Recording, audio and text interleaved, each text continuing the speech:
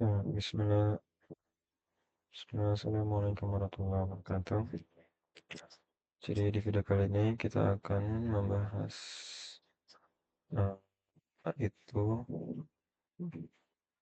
GetX State Management.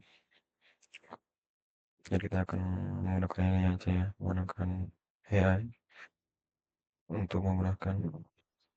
Jadi di sini ada yang akan kita bahas ya, ada nonton GetX, sejarah dan latar belakang, instalasi dan setup, konsep dasar GetX, reactive state management, simple state management, dependency injection, itu saya juga work management, GetX controller, lifecycle, workers, reactive helpers, get connect, HTTP client, dan masih banyak lagi. Nah, sekarang kita langsung mulai aja. Tadi yang pertama, yaitu pengantar GetX. Jadi, apa itu GetX? GetX adalah framework mikro yang sangat ringan, namun powerful untuk Flutter. GetX bukan sekadar library state management biasa, melainkan ekosistem lengkap yang menyediakan tiga pilar utama dalam pengembangan aplikasi modern. Nah, apa aja itu tiga pilarnya? Pertama itu manajemen, yang fungsinya itu adalah mengelola data dan sinkronisasi UI. Nah, intinya itu adalah UI otomatis update saat data berubah. Jadi pada saat kita ada perubahan, ada penambahan itu dia si state management itu fungsinya itu dia akan mengelola data dan sinkronisasi. Jadi pada saat kita um, mengedit sebuah UI-nya gitu ya, menambah atau mengurangi gitu, dia akan otomatis terupdate. Nah, terus pilar selanjutnya itu adalah route management. Fungsinya adalah navigasi untuk antar halaman. Nah, manfaatnya adalah navigasi tanpa konteks, mudah dan fleksibel. Jadi untuk semacam jalurnya gitu ya. Jadi dia termanage untuk jalurnya. Nah, selanjutnya adalah dependency injection. Oh, fungsinya adalah untuk memanajemen kelas atau controller. Manfaatnya itu controller bisa diakses dari mana saja, jadi ya fleksibel gitu ya. Lebih ringan karena dia semacam framework yang mikro yang sangat ringan namun powerful gitu. Jadi dia sudah menyediakan ekosistem yang lengkap. Nah, selanjutnya ada filosofi GetX.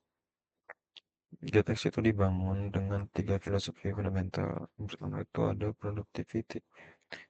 Jadi developer harus fokus pada pengembangan fitur, bukan menulis boilerplate code yang berulang-ulang. Jadi nanti boilerplate itu semacam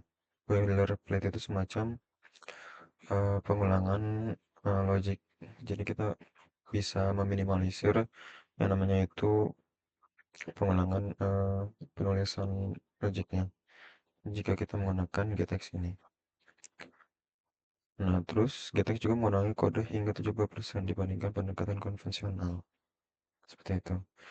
Nah, selanjutnya kelebihannya itu GTX itu adalah dari segi performa.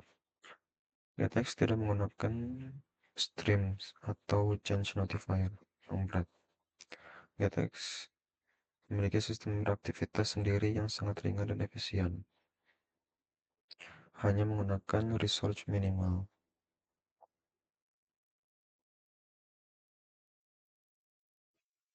Nah, untuk lebih jelasnya kita akan bahas di next ini ya. Di nextnya, selanjutnya itu ada organisasi, organization. GetX memisahkan business logic dari UI secara alami, membuat kode itu jadi lebih terstruktur, mudah dipelihara, dan juga mudah untuk diuji. Jadi dia terpisahnya dengan logic code nih. Seperti jadi lebih terlihat tuh lebih rapih gitu. Nah, terus selanjutnya ada karakteristik GetX. Jadi GetX itu kalau dalam semacam kalimat gitu ya, GetX itu sama dengan state management plus root management plus dia sudah ada dependency injection. Jadi dia sudah ada rutinnya, sudah ada eh, semacam kayak di logiknya itu, dan juga ada jalurnya, dan sudah terpesan juga untuk dependensinya. Karakteristik utama minimalis, sedikit kode untuk hasil maksimal. Reaktif, UI otomatis update saat data berubah. Deklaratif, UI dideklarasikan berdasarkan state. Terstruktur, pemisahan kontrol yang jelas. Terakhir, portable, controller bisa digunakan di mana saja. Jadi seperti karakteristik utamanya itu adalah kesimpulan itu ya fleksibel dan juga minimalis ya. Poin kedua yaitu ada sejarah dan latar belakang. Awal mula GetX. GetX itu dikembangkan oleh seorang yang bernama Johnny Borges, dikenal sebagai Johnny Borg di komunitas Flutter, dan pertama kali diperkenalkan pada tahun 2019. Konteks saat itu, pada tahun 2018 sampai 2019, ekosistem Flutter masih relatif muda. Developer menghadapi berbagai tantangan. Apa aja itu tantangan-tantangannya? Salah satu contoh tantangannya itu adalah state management yang rumit. Maksudnya gimana? Yaitu velocity, ya, membutuhkan stream, sync, stream builder, yang menjadikan itu terlalu banyak dan kompleks untuk dipelajari sebagai pemula. Terus tantangan selanjutnya adalah boilerplate berlebihan. Yang tadi kita jelaskan ya. Eh, Setelah itu adalah provider membutuhkan banyak kode untuk hal sederhana. Jadi terlalu banyak untuk logiknya. Sedangkan kalau pakai GTX ini, jadi dia lebih simpel. Terus contoh tantangan selanjutnya adalah navigasi bergantung pada konteks. Navigator deskripsi, maksudnya itu adalah navigator push memerlukan build konteks sehingga sulit dipanggil dari layar bisnis. Ya, jadi jalurnya itu berbeda gitu ya, lebih rumit. Terus dependency injection manual, developer harus membuat pattern sendiri untuk singleton. Terus selanjutnya ada learning curve thinking. Konsep maksudnya adalah konsep reaktif programming sulit dipahami oleh pemula. Seperti itu. Sedikit tentang ini ya, salah satu contoh-contoh tantangan sebelum adanya GetX ini. Terus selanjutnya, apa itu evolusi GetX? Selanjutnya adalah evolusi GetX. Versi pertama ya, versi 1.x pada tahun 2019, yaitu masa kelahirannya. Itu konsepnya itu masih dasar reactive state management. Pengenalan titik OPS dan OPX ini adalah semacam penanda gitu ya. Dan juga navigasi sederhana. Nah, di tahap pengembangan versi keduanya itu di tahun 2020, dia sudah ada penambahan ya di dalam get material app-nya. Terus ada dependency injection, get put seperti get put dan get find, dan juga ada route management yang lengkap, dan juga ada workers. Di versi pengembangan selanjutnya itu di versi 3 ya tahun 2021, dia sudah ada penambahan get connect untuk request, bindings untuk organisasi kode, terus juga ada pengamannya untuk middleware support, dan juga performanya dia sudah optimal. Nah, di pengembangan selanjutnya di versi 4 itu di tahun 2022 sampai sekarang ya, itu dia masih stabil, eh, statusnya stabil. Peningkatan itu ada peningkatan stabilitas, optimasi memori, dan fitur-fitur mature, dan juga dokumentasi yang lengkap. Nah, mengapa GetX itu populer? Nah, ini salah satu contoh case-nya gitu ya. Perbandingan sederhana tanpa GetX state, set state. Nah, ini contohnya ketika kita tanpa menggunakan, kita bikin logic tanpa menggunakan GetX. Set state, terus kita bikin konturnya. Ini konturnya itu nambah jadi gitu ya ceritanya. Nah, tapi kalau kita menggunakan getX, kita bisa tulisnya itu langsung counter titik value plus plus. Jadi UI-nya itu auto update tanpa set state. Jadi dia sudah terintegrasi juga eh, seperti yang tadi itu yaitu berdependensi ya sudah terintegrasi sehingga kita hanya perlu untuk masang row dependensi sehingga bisa dipakai untuk code dari getX atau fitur dari getX-nya. Seperti yang terlihat dari sini. Ya lebih simpel, lebih sederhana gitu ya. Nah, faktor selanjutnya itu faktor kesuksesan GetX. Pertama itu sederhana, konsepnya mudah dipahami, ya. Kedua itu powerful, bisa untuk aplikasi sekelas production. Jadi dia meskipun sederhana, tapi dia bisa bisa untuk untuk sebuah startup besar gitu ya. Dia bisa maksudnya untuk startup bisa dan juga untuk company-company yang productionnya udah link lingkup itu besar juga bisa gitu maksudnya. Terus faktor ketiga itu lengkap ya, satu library untuk semua kebutuhan.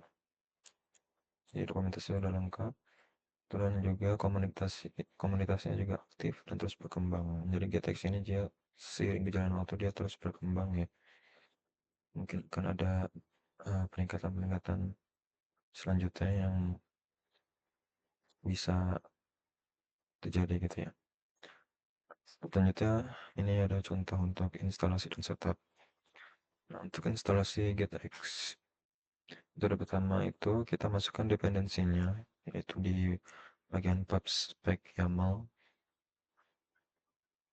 Ya, kita bisa coba buat untuk contohnya.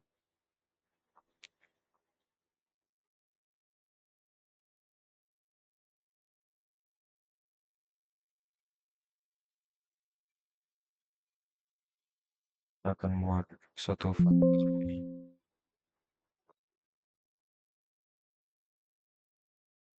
membuat dulu file barunya,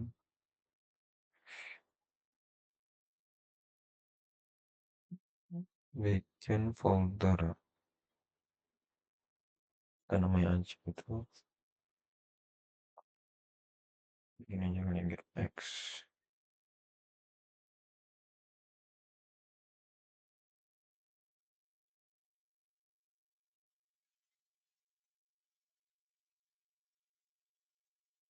nanti gini kali ya,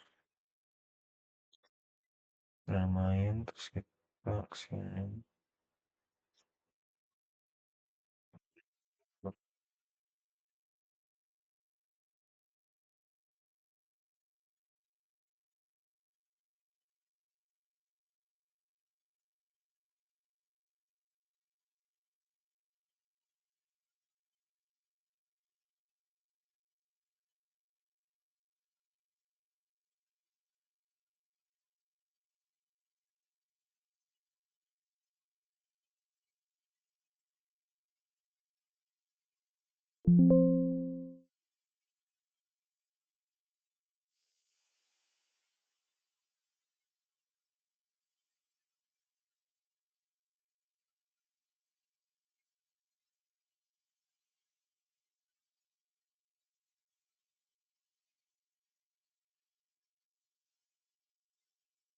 New Flutter project-nya ya. Kita contoh di sini application-nya.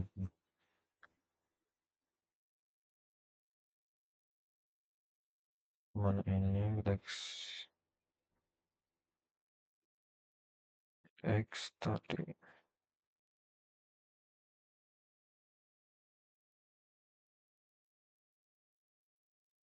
Ini ya.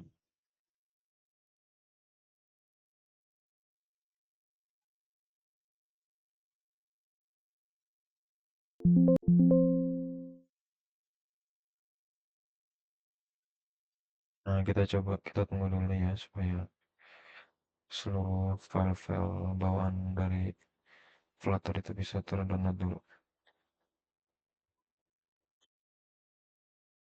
Nah, kalau sudah, kita bisa close aja ini. Kita close, nah kita coba balik lagi. Nah, di sini kita masuk ke dalam file yang namanya itu pubspec.yaml ya. Untuk memasukkan dependencies-nya. Jadi kita bisa cari, bisa dapatkan dependencies ini dari satu website yang namanya itu pubdev.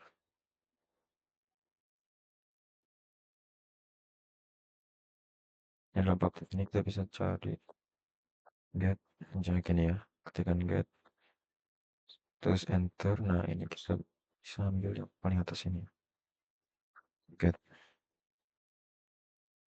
Nah, ini get X ya.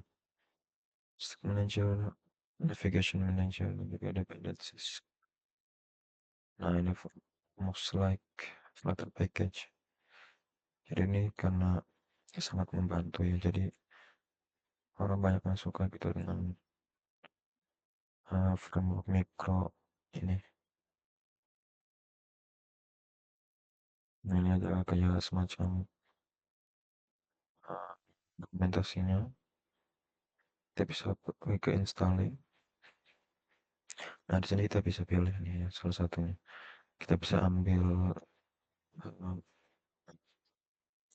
kita bisa pasang itu menggunakan terminal atau kita bisa langsung paste, copy aja ini dependencies-nya lalu kita masukkan ke website yang mau. Kita coba yang langsung ke kita coba langsung yang copy ini aja ya, dependencies-nya kita copy. Terus kita pergi lagi ke sini. Nah, ini file pubspec yang mana tuh berada di paling bawah gini ya. Terus readme ini. Nah, kita cari di bawah itu dependencies. Nah, ini ya. Sebentar kita bisa buka ini lagi. Dependencies Flutter Stack. Kita bisa masukkan di bawah situ.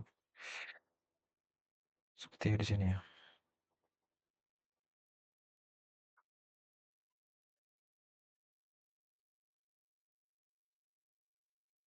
Kita bisa coba masukkan di sini.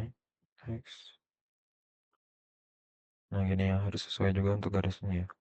Karena dia kalau kelebihan gitu dia tidak akan terdetek. Nah, disitu kita jangan lupa untuk save. Jangan lupa di save supaya dia tersinkron.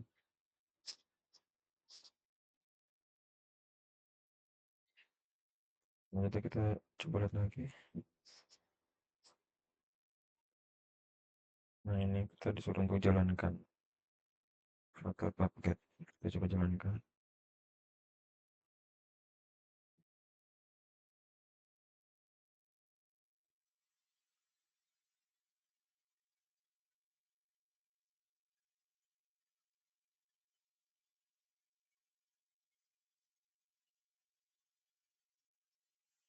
Nah, selanjutnya itu kedua itu ada yang command line. Nah, ini yang tadi kita pakai terminal. Nah, ini untuk konfigurasi awal. Kita akan setup dulu di bagian file main.nya atau bagian file apapun. Kita lihat di sini.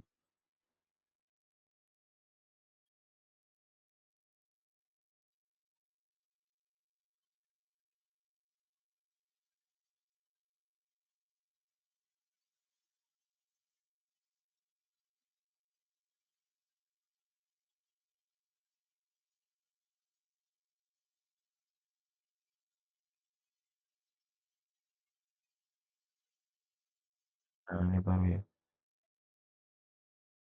Tadi agak munduran harusnya. Oke, selanjutnya kita akan coba setup untuk bagian file main contornya.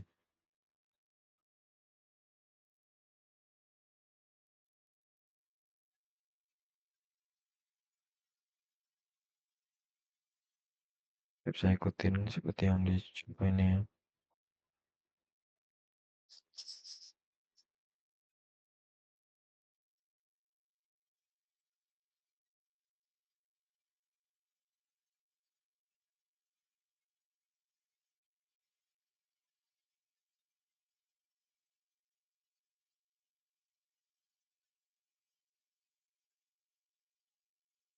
Dan contornya itu ada di dalam lab.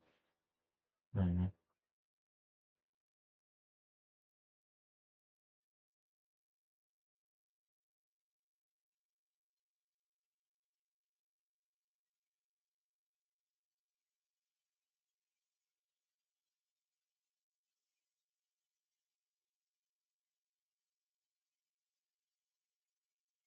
Nah, coba kita ikutin yang dari sini aja ya.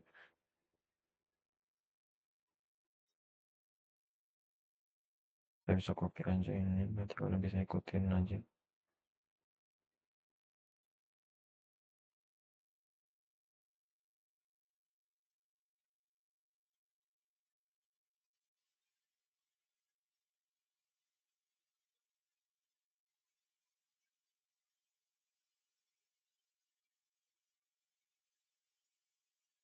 Nah, ini karena belum ada, makanya jadi error.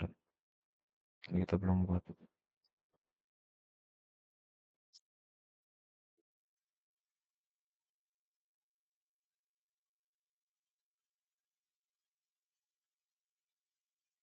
Nah, sedikit penjelasannya, tangget material app. New property get material app. Fungsinya itu untuk menggantikan material app, menambahkan kemampuan dari GetX. Jadi, um, uh, material app itu kita tambahkan dengan get untuk mengintegrasikan GetX itu. So, get pages ini fungsi untuk mendefinisikan route dengan nama. Ada juga default transition, fungsinya itu untuk animasi default antar halaman. Terus ada initial route, fungsinya itu untuk route pertama saat aplikasi dibuka. Dan juga ada unknown route, fungsinya untuk route untuk halaman 404. Ada juga navigator key, fungsinya itu untuk key untuk navigator global. Jadi kita akan coba.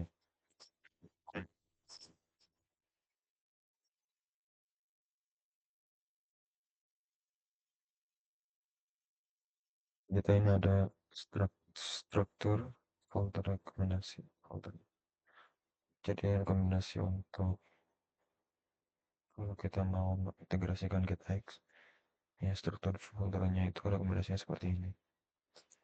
Komentar, terus Apple, pending, seperti ini. Ini dependency injection yang berada di dalam sini. Terus ada controllers untuk GetX controllersnya. Terus view untuk UI pages. Ada authentication element. Terus ada folder produknya. Data model, business logicnya, bagian service. Slot manajemennya dalam route, utility-nya, dan usable widget. Nah, ternyata itu konsep dasar GetX. Reactive programming di GetX. GetX menggunakan konsep observable dan observer yang disederhanakan. Jadi apa itu observable? Observable adalah variabel yang bisa diamati perubahannya. Setiap kali nilai observable berubah, maka semua yang mengamati akan diberitahu.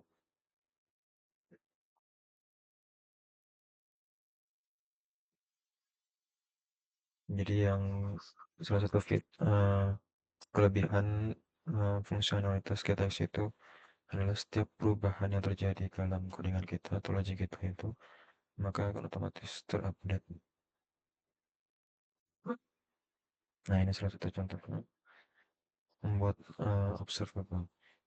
Ini ada variabel nama ya, body, kita menggunakan string observable dan ada titik OBS. OBS ini sebagai penanda GTX gitu ya. Nah, terus ada kalau emang kita menggunakan GTX itu kita pakai penandanya itu titik OBS. Terus selanjutnya ada variabel umur. Umurnya 25, titik OBS, penandanya ini integer observable. Angka itu kan pakai integer ya, untuk nama itu pakai string. Terus ada variabel aktif, ya true OBS ini tipenya untuk boolean observable. Terus ada variabel list, ini untuk list observable. Terus ada variabel map, ya ini tipe yang map observable. Nah, ini ada satu juga untuk observable untuk custom class. Variabel user sama dengan user. Nama user itu adalah budi titik OBS. Jadi dia tulisannya itu simple gitu ya.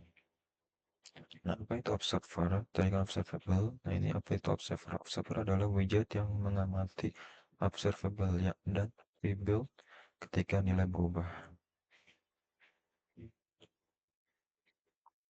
Ya kurang lebih sama gitu ya. Nah, ini contohnya OBX. Nah, nama value menampilkan teks. Nama isinya itu nama. Nah, selanjutnya ada cara kerja reactive getX. Jadi ini gambaran cara kerjanya.